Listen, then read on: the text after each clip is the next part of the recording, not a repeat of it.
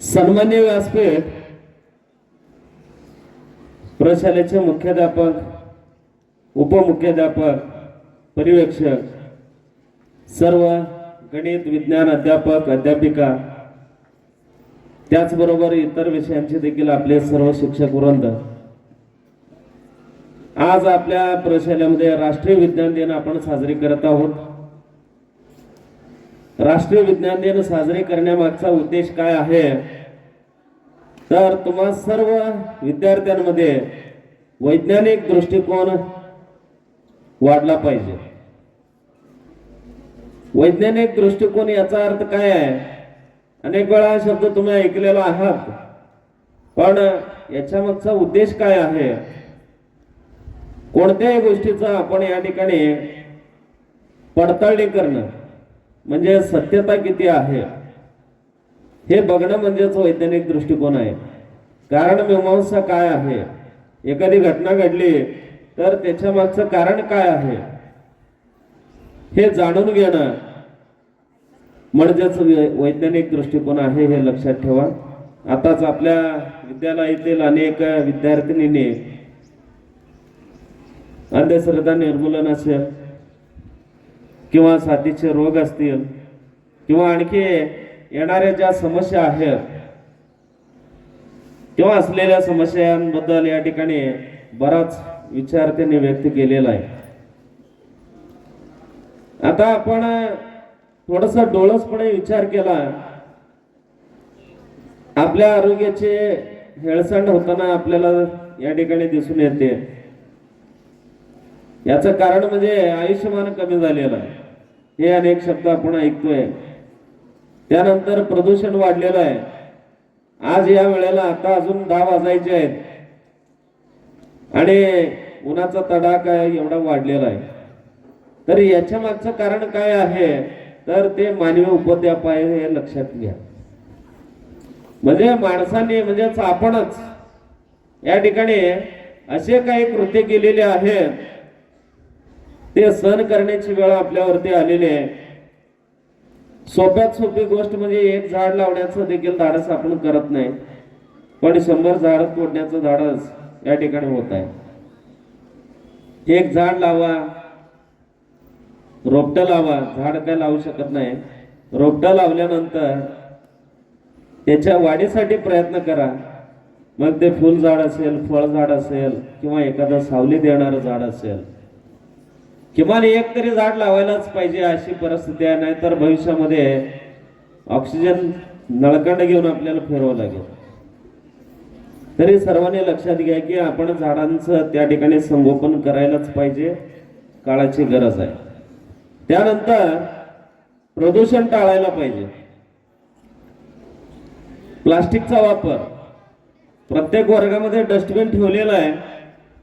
सकाळी मोकळा असतं, सायंकाळपर्यंत त्या ठिकाणी ते प्लास्टिकनंच भरलेलं असतं आणि मग शेवटी त्याची विल्हेवाट आपण ते जाळूनच करतोय आणि त्याच्यामुळे त्याच्यामध्ये असलेले पॉलिमर जे आहेत ते हवेत पसरले जातात, ट्रॅप होतात, तिथं साठले जातात आणि हीट रेडिएशन वरती न जाता ग्रीन हाऊस इफेक्ट या ठिकाणी वाढत आहे। तर यासारख्या अनेक समस्या आहेत। त्यानंतर आपला आहार काय ते बघा।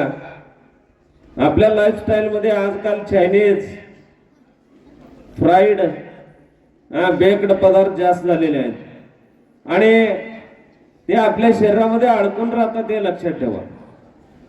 निसर्ग नियमानं इनकमिंग इक्वल टू आउटगोइंग असायला पाहिजे। ते जर त्यामध्ये फरक झाला आणि शरीरामध्ये साठून राहिले पदार्थ तर त्या ठिकाणी आपल्या शरीराला त्याचा म्हणजे फार मोठा फटका बसणार आहे। म्हणून आपण घरामध्ये जे बनवलं जातं तेच खात जावा। जंक म्हणजे घराच्या बाहेर काही खाऊ नका। या निमित्ताने या ठिकाणी तुम्हाला सांगायचं आहे, माणूस हा सवयींचा गुलाम आहे। सवयी म्हणजेच काय, ज्या वयामध्ये तुम्ही आहात आपण एकमेकांचं अनुकरण करत असतो, त्यामध्ये खास करून मित्रमैत्रिणींचं। आणि यामध्ये काय होऊन जातं, नको असलेल्या गोष्टींचं आकर्षण जास्त असतं आणि त्यातून वाईट सवयींकडे आपण जातोय. तर आपल्याला सवयी चांगल्या असल्या पाहिजेत, कारण माणूस हा सवयींचा गुलाम आहे. चांगलं चांगलं वाचन असेल, चांगलं चांगलं खेळ असेल, शालेय जीवनामध्ये हेच शिकायचं आहे.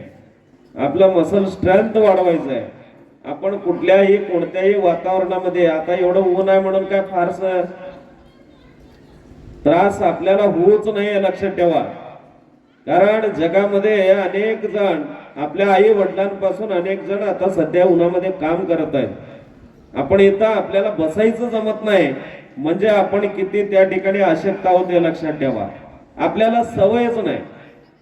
काम करण्याची सवय ठेवा. दिवसातून कमीत कमी 3 वेळा अंगातून घाम गेला पाहिजे, तेवढं व्यायाम झाला पाहिजे. जर तुमची मेमरी कॅपॅसिटी त्या ठिकाणी वाढेल, अन्यथा तुमच्यामध्ये कमकुवतपणा निर्माण होणार आहे. काही विद्यार्थी बोलतात येतं वरती, येत आहे का स्टेजवरती? आणि त्याचबरोबर त्या ठिकाणी वारंवार सराव महत्वाचा आहे. सराव करत गेला तर आपल्या मनामध्ये अनेक विचार जे आहेत ते दृढ होतात. अभ्यासाचा सराव, हे करण्याचं वय काय आहे सध्या? सराव कशाचा करायचा आहे आपल्याला? अभ्यासाचा सराव करायचा आहे. त्यामुळं सतत वाचन करणं, मोबाईल पासून दूर राहणं. आज तुमचं स्क्रीन टाइम बघितलं तर शाळेत तेवढं 7 तास तुम्ही मोकळे असता येतं, नाहीतर घरी गेल्यानंतर सतत तुम्ही मोबाईलशीच त्या ठिकाणी हँगआउट असतात. त्याच्यामुळं त्या ठिकाणी तुमचं स्क्रीन टाइम वाढत चाललेलं आहे. स्क्रीन टाइम वाढलं तर शरीर हे आपलं त्या ठिकाणी म्हणजे अशक्त होणार आहे. त्यामुळं स्क्रीन टाइम नको आहे. वाचनाकडे लक्ष द्या. जर तुम्ही वाचत असाल तर 100% कॉन्सन्ट्रेशन तुमचं त्या वाचनामध्ये असतं. त्यामुळं आपण व्हर्च्युअल जगामध्ये राहण्यापेक्षा सर्वांनी सजग राहून वाचन करणं. कालच आपण मराठी दिन या ठिकाणी साजरी केला. अनेक ग्रंथ या ठिकाणी आपण त्याचं पूजन केलेलं आहे. बघूया नवीन वर्षामध्ये आपण किती त्या ग्रंथांचं वाचन करता, किती पुस्तकं वाचता. पुस्तक वाचण्याचं एक वेळ लागलं ना, ते आपल्याला झोपू देत नाही. किमान 2 पानं तरी आपण रोज वाचा. तर या प्रकारे अनेक तुम्हाला माझ्याकडून काही सूचना आहेत म्हणून समजा.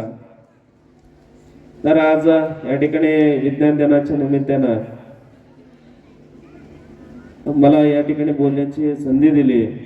वेळ झालेला आहे आणि आपण सर्वांनी माझं बोलणं शांत चित्तानं ऐकून घेतला. तर याबद्दल मी धन्यवाद देतो आपल्या सर्वांना. आणि आज हा जो कार्यक्रम या ठिकाणी इयत्ता 8वी ब आणि 9वी ब च्या खास विद्यार्थिनींचं आपण स्वागत करूया. त्यांना हार्दिक शुभेच्छा देऊया.